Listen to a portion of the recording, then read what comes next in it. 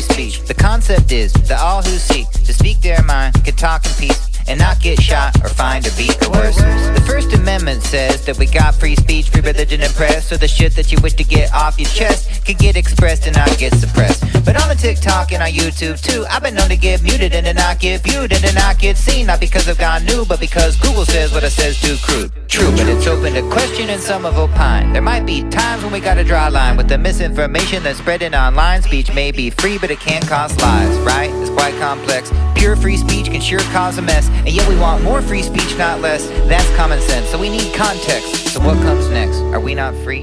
And what must the limits of our free speech be? Beats me, but let me just teach. Here is the history of free speech. So-called free speech in the thought of the West has been traced to Greece. The Athenian policy of speech equality for all inequality. They called it democracy. So speak as you want to speak, but not if you're not a he. And not if you're Socrates speaking on unorthodox topics. We've all agreed to make you drink hemlock. Stop the philosophy. And in ancient Rome too, there was liberty of speech, but it was freedom for few. And it was even more true in the age of the Caesars. Depending who you were, the Caesar could seize your words.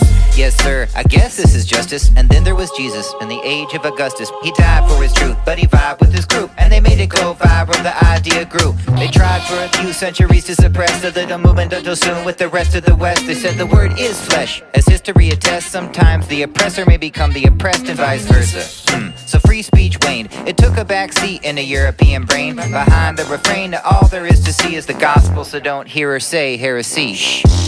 But in the ancient Islamic state, free speech thronged to the opposite caliphate. Rwandi al-Razi and Avicenna could calibrate classical thought with the Quran and contemplate. And that was all great, but that Shangri-La of free thought got stopped by the Sharia law. Because it's all a seesaw, all in Allah, and in between no free speech, law free of law. And so it went in the West, and yet free speech didn't rest in the breast. And in the 15th century it did spread, when Gutenberg hit with the printing press. Luther pinned his words upon a church in Wittenberg and ripped a schism in the church. And then within the Christian world a revolution then emerged, with the question getting heard as to which of several versions of religion one should serve. Word, Reformation? Sure ain't vacation. Share if you dare your preferred salvation. And if it should disturb either church or the state, it still wasn't rare to get burned at the stake. For Giordano Bruno, it sure was brutal, literally burned for serving his truth. And though Galileo lied and lived, he hid a truth. Sure the earth's static, then he added, yet it moves. From the mid-16th to the mid-17th, many more Europeans would die for their beliefs, and while some died for science, other Europeans silenced the speech of other peoples through conquest and violence. Meanwhile, on another continent, the colonists were confident their conscience said free speech for all. By all they meant Caucasian men. But the concept spread. Aline de Gouges pled the cause of the enslaved, and for feminism too in the French Revolution, till she who had reached far ahead of her time lost her head for free speech. But what they could not kill was a thought from the quill of a John Stuart Mill. Though all humankind minus one are not chill with the thought that one's got a right to talk still, and none is free till everyone is. You can read it in a narrative of Frederick Douglass, who freed his own self and freed his own mind by the writing and the reading by which freedoms are defined. And in time it was news fit to print, when Ida B. Wells tells the truths of the lynch, when the leaders out in Selma went and used that bridge, when Mandela said he'd sooner serve truth than to live. When the truth hurts big, then let it be uttered. Free speech one, Martin Luther to another. Never let him vet what you're permitted to preach. Somewhere I read of the freedom of speech.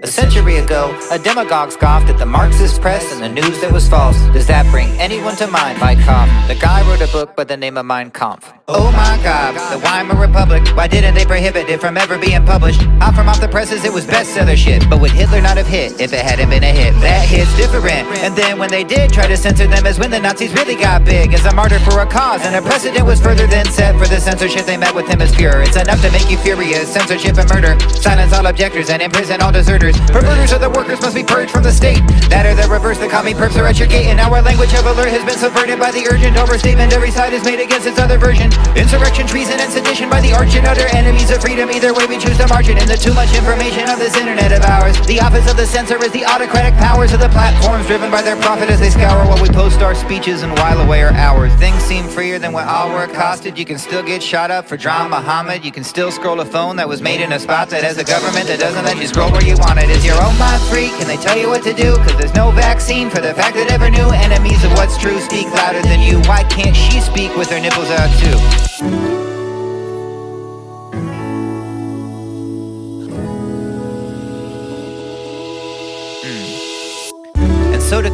No freedom of speech has been true absolute. All we can do is judiciously choose to whom we will listen when seeking the truth. And when fools speak and single out groups, the best way to silence them and clip their roots isn't to refuse their right to speak, but critique even louder than you use. Even when the speeches are evil, we cope, leaning on the note that if we don't let the evil be spoken, then when we speak, we too will be choked. It's a slippery slope, but we roll with hope.